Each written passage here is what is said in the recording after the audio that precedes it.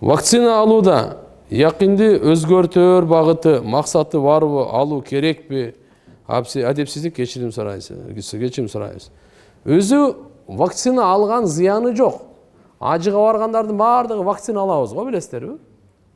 Эми мына коронавируска вакцина алып атканы бул өзү дары дармек вакцина балекеттин баардыгынын жоопкерчилиги Минздрав биздин Саламаттык сактоо министрлиги жоопкерчилигинде. Кыямат күнү ошолор жооп берет. Эгерде вакцинанын курамында туура эмес нерселер болуп калса, ошолор жооп берет. Жакшысына дагы, жаманына дагы. Ошон үчүн бүгүнкү күндө биздин, жеке менин өзүмдүн оюм ыктыярдуу. Мен алгыла деп дагы, албагыла деп дагы да айта албайм, айтпайм дагы. Ар ким өзүнүн ыктыярында. Ар бир жеке жаран, алхамдулилля, биздин конституцияда өзүнүн укугу бар. Кандай кылат, не кылат, макулбу? Ошон үчүн албетте мен бир сунушум жеке, анын курамын жакшы караш керек. Ар кандай талаш бар, ар кандай сөздөр бар. Пайдасы дагы, зыянын дагы айтып жаткан бүгүнкү күндө окумуштуулар бар. Ооруну жашырсаң өлүм ашкере кылат дейт. Ошон үчүн булар баардык курамдарын жакшыраак кылып айтыш керек. Бирөөнүн жашоосу тиякта турсун, өзүңө кепилдик бере албайсың азыр.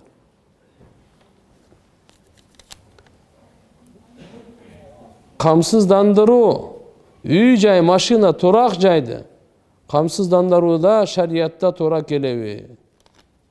Туура келет ал. Мындайда мен түшүнүшүмчө сурооңузга, сиз никеде кабыл алып атканыңызда, үй бүлө куруп атканыңызда, кабыл алдым, ал сизге тийдим, турмушка макулдугумду бердим деди. Сиз өзүңүздүкү эле эмес, аялыңызга дагы турак жайды камсыздаганга милдеттүүсүз. Фарыз сиздин мойнуңузда. Тамак ашын дагы, кийим кечесин дагы.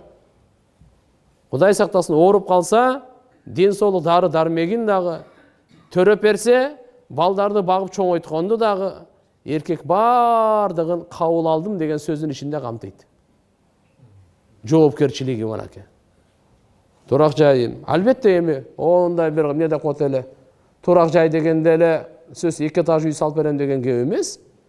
Жашоону өткөрө турган, бир бөлмөлүү болсо деле, ошо камсыздаганга шариятыбызда лайыктуу болуп кирет бул.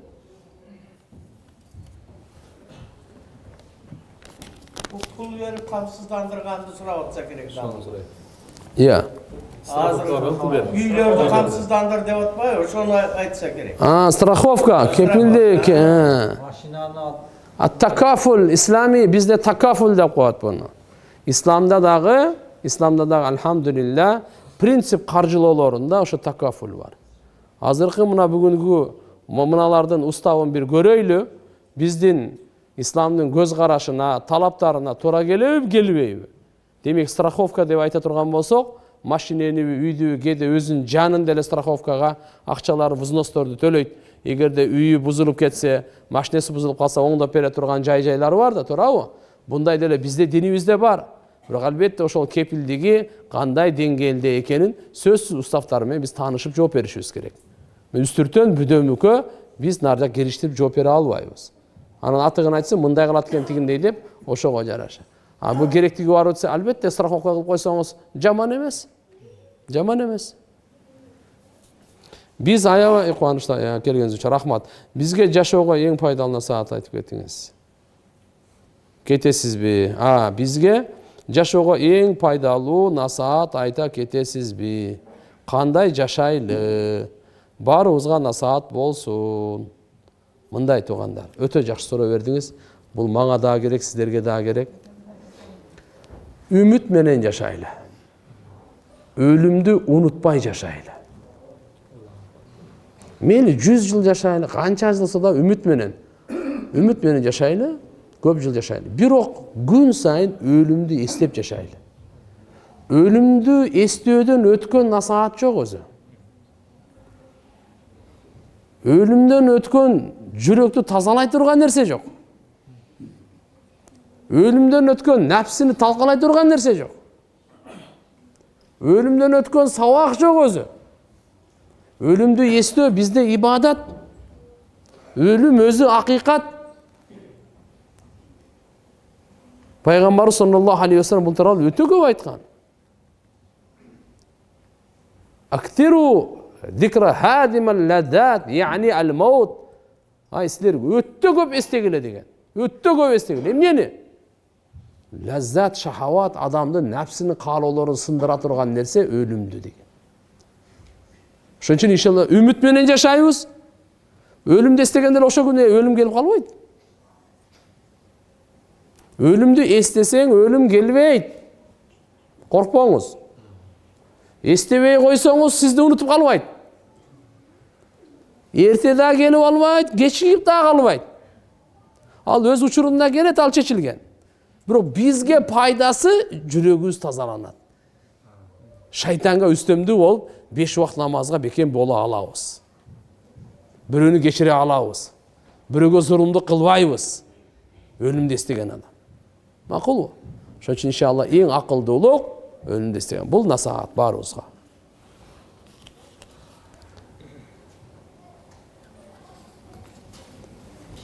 Устаз, сакалыма атам каршы болуп жатат. Айта кетиңизчи. Жок, Кудай кааласа иншалла имандуу ата каршы чыкпаш керек. Бардык пайгамбарлардын сүннөтү, бардык пайгамбарлардын жолу. Өзү Алла Таала ар бир нерсени жуп кылып жараткан. Жер асман, караңгы жарык, бейиш тозок дегендей эркек аял. Периштелер Аллага мактоо айткан. Аллага мактоо болсун, аял затын чачы менен зыйнаттаган. Аллага мактоо болсун, эркектерди сакалы менен зыйнаттаган. Пайгамбар саллаллаху алейхи вассаламдын жүзүндөгү, нурлуу жүзүндөгү ал сакалга каршы чыкпаш керек го дейм. Кете азмас жубай койсо каршы чыкса керек. Өтө эле сапсайтып, папсайтып эле, питтеп кетсе каршы чыкса керек деп ойлойм. Ата жууп тарап, жакшы майлап турса, каршы чыкпай кайра өпсө керек ата деле. Иншалла, ошондой аталар болсун, Кудай кааласа иншалла бул. Биздин мазхабта сакал коюу важип, угуп алыңыз. Учуру келгенде ачык айтып коюшубуз керек болот. Албетте сүннөт дегендер, сүннөттөн сабит. Витр важип деген намаз бар, билесиздерби? Ошол Курандан сабит эмес да. Бул сүннөттөн сабит, важип деп болот. Түшүндүңүздөрбү?